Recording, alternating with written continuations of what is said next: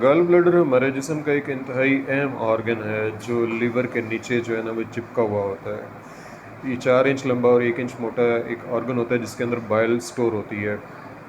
इसके अंदर डिफरेंट किस्म के फ्लूइड्स होते हैं, फैट्स होती है और कोलेस्ट्रॉल होती है, और ये स्टोर करता है बाइल को, जो कि लीवर बना रहा होता है। इस बाइल का फंक्शन ये होता है कि इसने मेटाबोलाइज करना होता है सर्टन वाइटामिन्स को, फैटी एसिड्स को, इसके अलावा ब्लड शुगर जो होती है उसको भी, as well as waste products होती हैं उनको एक्सक्रीट करना होता है, जिस्म से खारिज करना होता है, और बैड माइक्रोब्स जो होते हैं, बैक्टीरियाज जो होते हैं, उनको किल करना होता है। बाइल उस वक्त जो है वो ये रिलीज़ करता है कि जब हम खाना खाना शुरू करते हैं, उससे पहले ये सिर्फ स्टोर का काम करता है।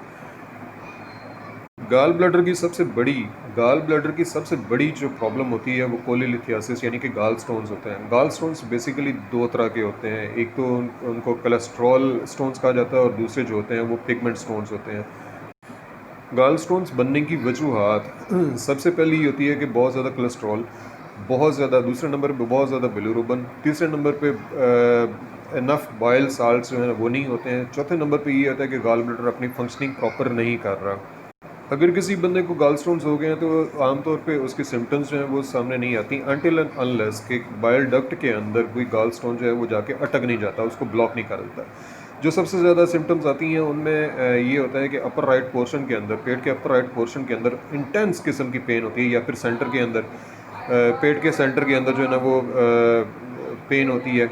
दोनों जो कंधे हैं हमारे, शोल्डर ब्लेड्स जो होते हैं उनके दरमियान में पेन होती है, या फिर राइट साइड शोल्डर के ऊपर पेन होती है, as well as nausea and vomiting यानी कि उल्टी मतली वगैरह। सिम्टम्स है उनके अंदर गैस का बनना, ब्लॉटिंग होना, पेट फूल जाना, कॉन्स्टिपेशन है, कब्ज़ रहना या मोशन लगे रहना। मोशन जो आएंगे वो लाइट कलर के होंगे, ठीक है, या वो फैटी होंगे, उनके ऊपर ग्रीस या इस किस्म की जो है ना वो माया सा होता है, ठीक है। भूख नहीं लगती है ऐसे पेशेंट्स को।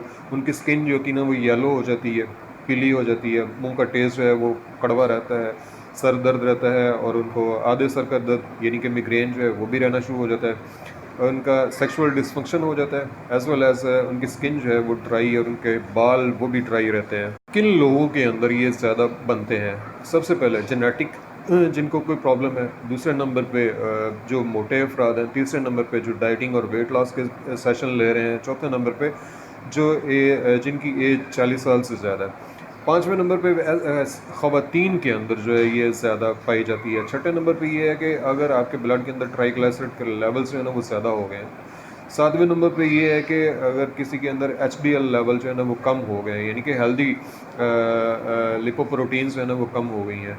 अच्छा, कुछ कोलेस्ट्रॉल कम करने वाली अद्वियात जो होती हैं वो भी इसको कॉज करती हैं, डायबिटीज़ जो होती है वो भी कॉज करती है, और लिवर डिसऑर्डर, अगर किसी जिस बंदे का जिगर प्रॉपर तरीके से काम नहीं कर रहा तो उसको भी ये होता है। गर्ल स्टोन्स को डायग्नोज करने के लिए अल्ट्रासाउंड किया जाता है, MRI जो है वो किया जाता है, इसके अलावा CT स्कैन जो है वो भी हेल्पफुल होता है, उसके सूरत में भी पता चल जाता है कि इसके पेशेंट के अंदर गर्ल स्टोन्स डेवलप हो चुके हुए हैं। अच्छा, सबसे इंपॉर्टेंट चीज़ जो होती है वो ये होती है कि इसको गॉल ब्लैडर की हेल्थ को कैसे इंप्रूव किया जाए, तो उसके लिए एंटी इन्फ्लेमेटरी डाइट जो है ना वो लेना शुरू करें। स्टमक एसिड की फॉर्मेशन जो है, यानी कि स्टमक के अंदर जो तेज़ाब वगैरह होता है उसको भी प्रॉपर तरीके से बनना चाहिए, उसकी ख्याल रखें। लेमन का और एप्पल सीडर विनेगर जो है उसका इस्तेमाल करें, फर्मेंटेड ड्रिंक्स जो हैं उनका इस्तेमाल करें, सब्जियां का इस्तेमाल ज़्यादा करें, हाइड्रेटेड रहें, मतलब जिस्म के अंदर पानी की कमी जो है वो नहीं होनी चाहिए, पानी बिल्कुल पूरा होना चाहिए। कड़वी जो हर्ब्स होती हैं, कड़वी सब्जियां जो होती हैं, जस्ट लाइक नीम हो गया, जस्ट लाइक करेला हो गया, इनका इस्तेमाल करें। सब्जियों को जो है ना वो फर्मेंटेड करके खाएं। फास्टिंग, इंटरमिटेंट फास्टिंग जो है ये भी हेल्पफुल होती है, और अ लॉट ऑफ फाइबर उसका इस्तेमाल ये भी हेल्पफुल होता है। होम्योपैथी के अंदर जो इसकी है मेडिसिन्स, उनमें टॉप ऑफ द लिस्ट जो है वो चैलिडोनियम है, लाइकोपोडियम है, कैलकेरिया कार्ब है, कार्डस मैरियानस है, फास्फोरस है। डिफरेंट कंडीशन के अंदर डिफरेंट चीज़ें जो है ना वो दी जाती हैं, लेकिन मैं एडवाइस करता हूँ कि प्रॉपर कंसल्टेशन कर लिया करें हमेशा डॉक्टर के साथ, होम्योपैथिक डॉक्टर के साथ। और अगर आप में से कोई एक बंदा जो है वो ऑपरेशन की तरफ जाना चाह रहा है तो उससे पहले होम्योपैथिक को कंसल्ट कर लें। होम्योपैथी के अंदर ये है कि आपको ऑपरेशन करवाने की ज़रूरत नहीं पड़ेगी।